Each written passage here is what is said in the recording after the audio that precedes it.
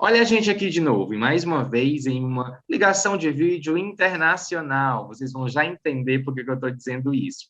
Lembra que a gente já falou aqui anteriormente, aqui no site do GPI, sobre o autismo. Inclusive, a gente falou que tem novidades em relação à pós-graduação sobre isso. A gente falou com a doutora Lila Pontes, lá da Califórnia. Vocês lembram, vocês estão sempre por aqui, vocês devem lembrar com certeza.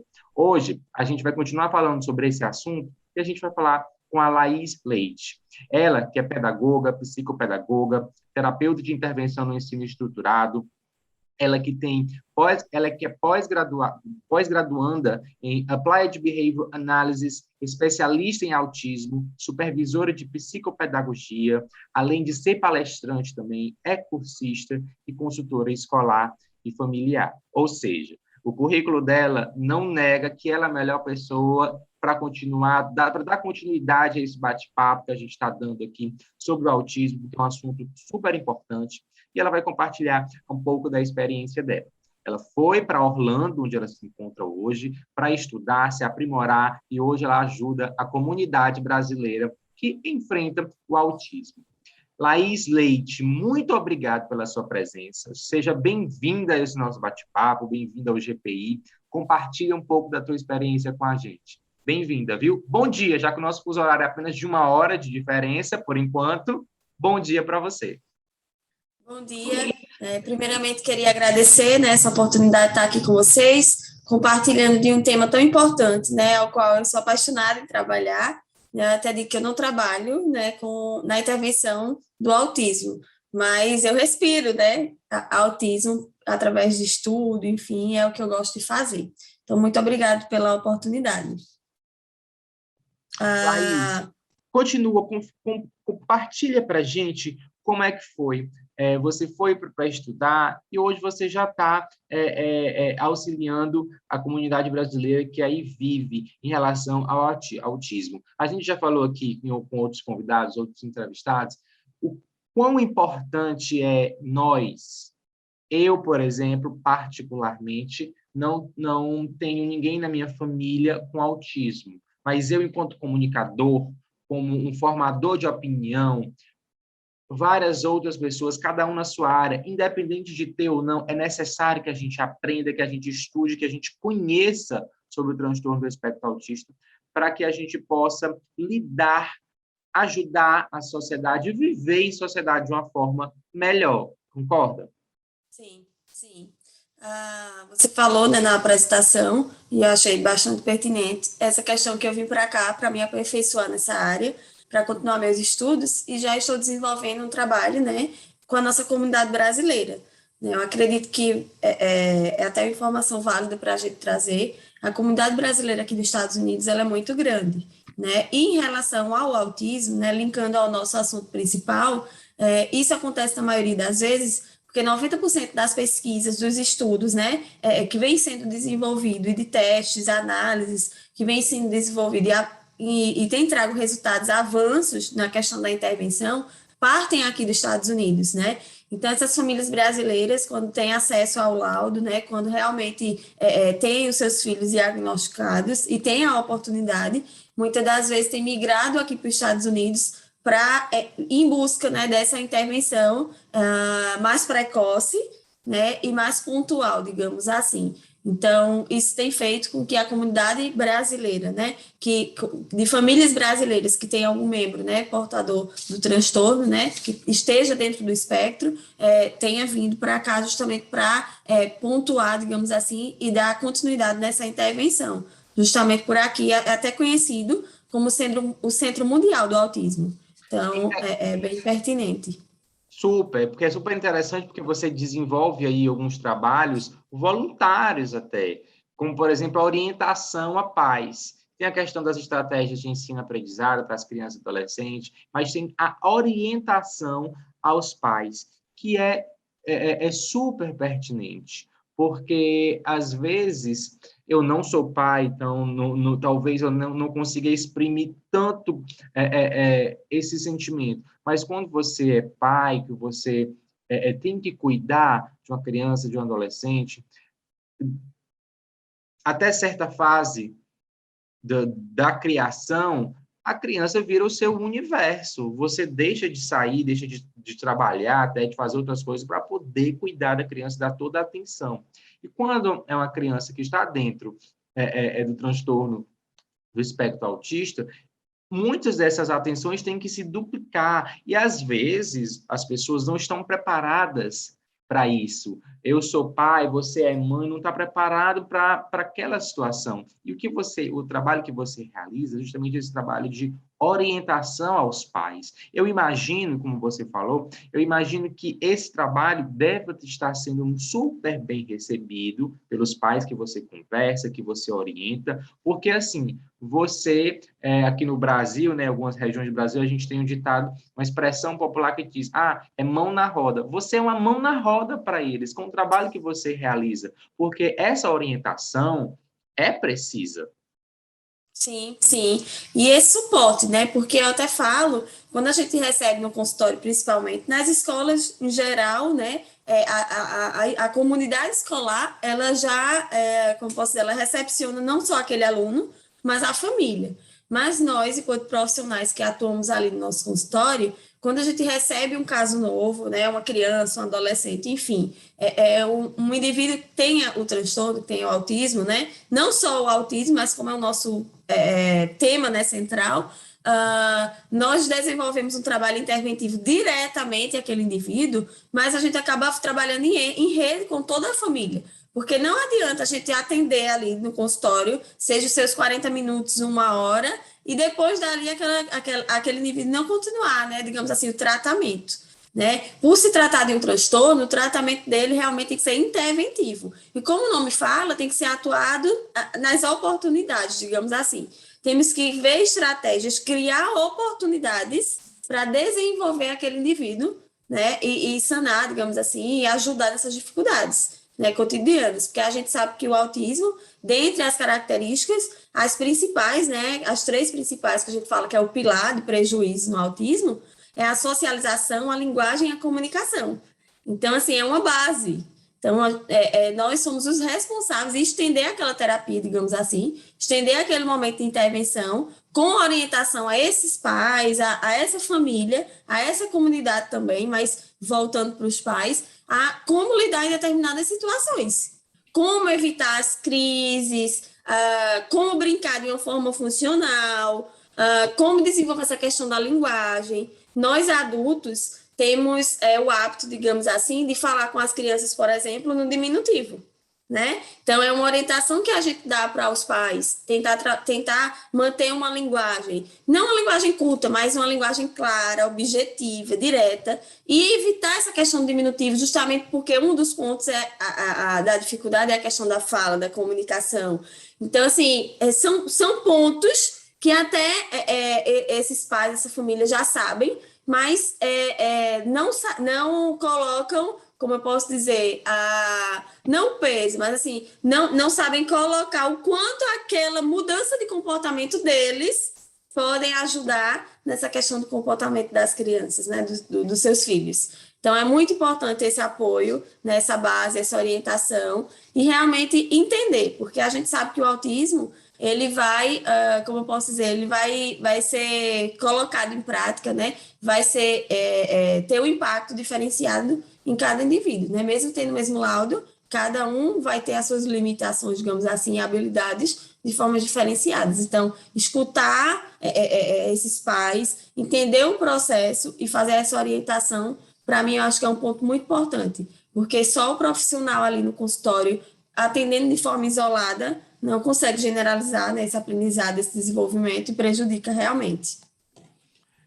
Você falou, para cada indivíduo, mesmo tendo o mesmo diagnóstico, para cada indivíduo ela pode ser diferente. E aí eu me pergunto, e você que hoje está em Orlando, tá, né, é um outro país, uma outra cultura, apesar de que você está auxiliando a comunidade brasileira, eu me pergunto, a questão dos hábitos, né, hábitos culturais, hábitos alimentares, tudo isso interfere muito. Você tem percebido alguma diferença entre pessoas com o transtorno do espectro autista aí em Orlando, por exemplo, e pessoas aqui no Brasil, por exemplo? Eu estou falando de diferença de hábitos, diferença de cultura. Tem algo que seria mais fácil ou mais difícil? Algo que você poderia apontar? Olha, Neemias, aí no Brasil a gente tem certos hábitos, aqui eles têm outros hábitos, isso é mais difícil ou não? É algo que, mesmo cada um tendo um diagnóstico, porque somos indivíduos diferentes, é algo que é mais ou menos linear. Minha pergunta é essa, assim, pelo que você já percebeu, pela sua experiência, o autismo ele tem se comportado, apresentado de uma forma mais linear, ou depende muito? Uma pessoa que tem, uma criança, um adolescente que tem o transtorno do espectro autista aqui no Brasil, pode ser diferente de uma pessoa que mora em Orlando, por exemplo? Então, parte de duas perspectivas, tá? Eu não vou dizer aqui a questão de ser positivo ou negativo, Certo. mas como você mesmo perguntou, a questão da diferença, certo? Então, eu vou mostrar a você duas perspectivas, duas visões, certo? De um lado, tem a visão de que aqui, 100%, digamos assim, não que só trabalhe com isso, mas 100% da intervenção é baseado no ABA, né? Que é justamente, não é um método, é uma ciência, não trabalha de forma isolada, não abona a necessidade ou, às vezes, a oportunidade de se trabalhar outros métodos, né? Como o TIT, o PECS, que aí vai depender de cada caso, mas só para a gente entender, é uma ciência. Então, aqui, 100% dos casos, todas as crianças são diagnosticadas têm acesso ao ABA, né? E é desenvolvido nisso. E em relação à comparação Brasil e Estados Unidos, ainda não é a nossa realidade no Brasil, infelizmente, certo? São poucos os indivíduos que têm o TEA, que têm acesso ao ABA, e os que têm, às vezes, em um custo bem caro, que às vezes é custeado, né, pelo plano de saúde, mas aí a gente já entra em outra demanda, que a gente sabe que não é fácil ter acesso, mesmo com o plano de saúde. Quando se tem acesso, não é às horas que é o ideal, que são 40 horas semanais. Então, em relação de tratamento, em relação de intervenção, aqui se torna mais efetiva, digamos assim, porque é garantido esse direito e acontece na prática, certo? Thaís, entendi, estou entendendo. O que de forma prática, o ABA? Você diz que aqui no Brasil, por exemplo, nem todas as crianças e adolescentes têm acesso ao ABA. Aí, nos Estados Unidos, já a situação já é um pouco diferente, para não dizer muito diferente. Em termos práticos, mas o que é o ABA? Pronto, o ABA é uma ciência comportamental, digamos assim, certo?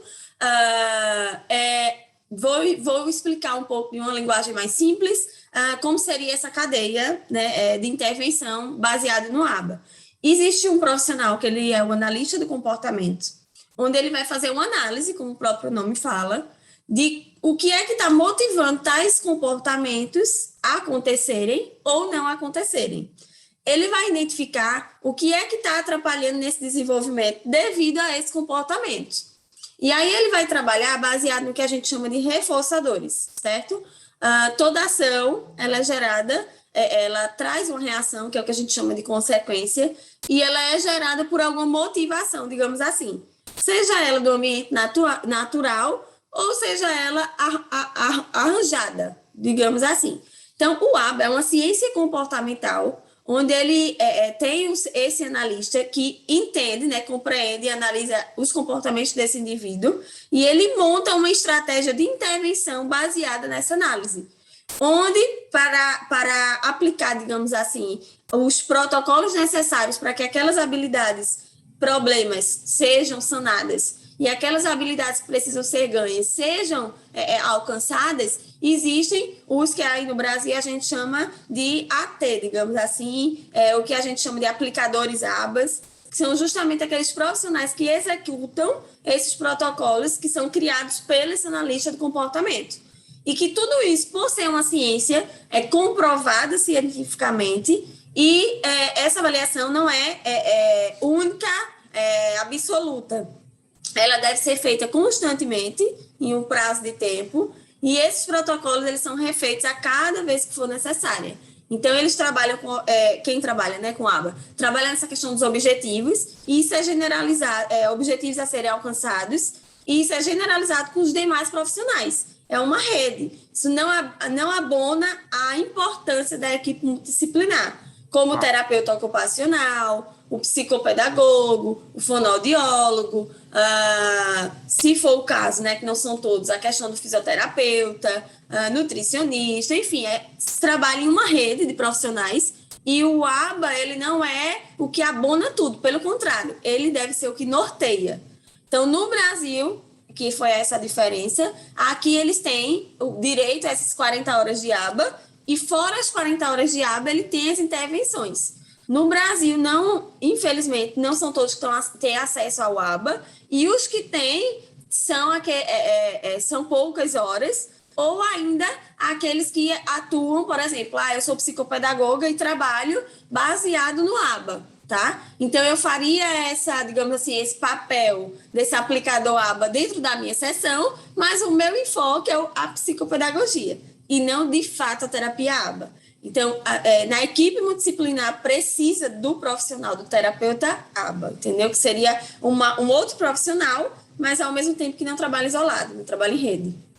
Perfeito. Essa equipe multidisciplinar que você está falando, já para a gente encerrar esse bate-papo, que eu vou precisar e pedir que você volte outras vezes para continuar compartilhando com a gente os seus conhecimentos, a sua experiência, essa equipe multidisciplinar, ela é precisa hoje em todos os assuntos, em todos os temas, não só no transtorno do espectro autista, mas em todos os trabalhos. O trabalho colaborativo deixou, há algum tempo, de ser algo do futuro e algo do presente. Tudo hoje a gente resolve, a gente consegue, e a gente aplica através de trabalho colaborativo, através dessa rede de terapeuta ocupacional, no caso do autismo, tem um terapeuta ocupacional, um psicopedagogo, às vezes necessita de um fisioterapeuta, um nutricionista. A área da saúde como um todo, ela é muito, acredito que teria que ser mais fácil de se aplicar esse trabalho colaborativo. E eu trago para outras áreas também, a área do business, a área dos negócios, você tendo várias pessoas que trabalham, cada um numa nuance, cada um no segmento, alguém do jurídico, alguém da área contábil, alguém da área do marketing, tudo se resolve com mais facilidade e com maior naturalidade quando se trabalha colaborativamente. Eu queria aqui te parabenizar, Laís, por esses estudos, por essas experiências, por ter ido para Orlando para estudar, se aprimorar e hoje já ter essa experiência,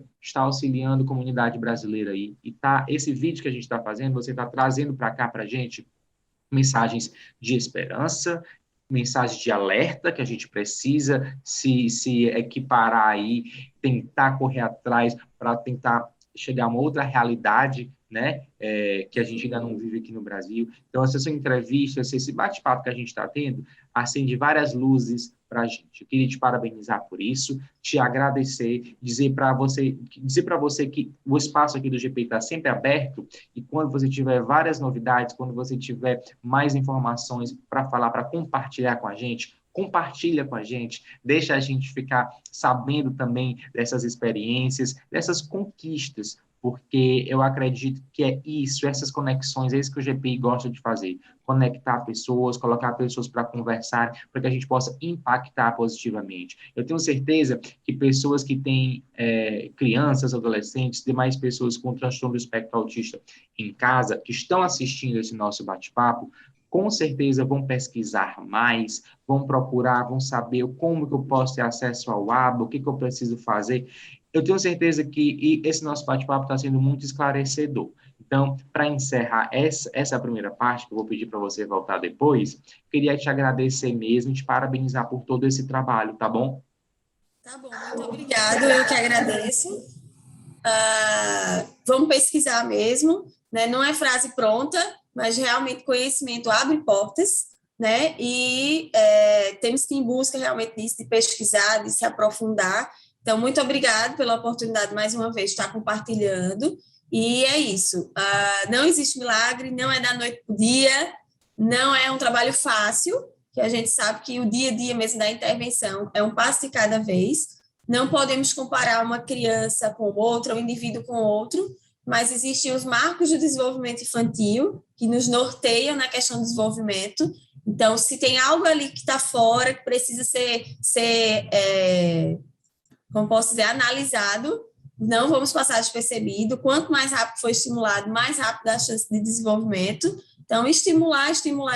Não existe receita de bolo, mas existem as intervenções né? Então, vamos realmente, time que se ganha não se mexe, né? Então, vamos realmente continuar na intervenção, na pesquisa, no estudo. Então, muito obrigado por ter compartilhado, né, por esse nosso papo, e tenha um bom dia e uma boa semana, e bons estudos para todos que estão nos escutando. Para todos nós, Laís Leite, diretamente de Orlando, compartilhando com a gente aqui seus conhecimentos e experiências acerca do transtorno do espectro autista. Ela que está fazendo a diferença já lá nos Estados Unidos, prestando apoio à comunidade brasileira, está trazendo essa mensagem para a gente. Vocês fiquem ligados aqui no blog do GPI, a gente sempre está trazendo conteúdos e profissionais gabaritados, a exemplo da Laís, para compartilhar conhecimento com a gente. Até a próxima. Tchau, tchau.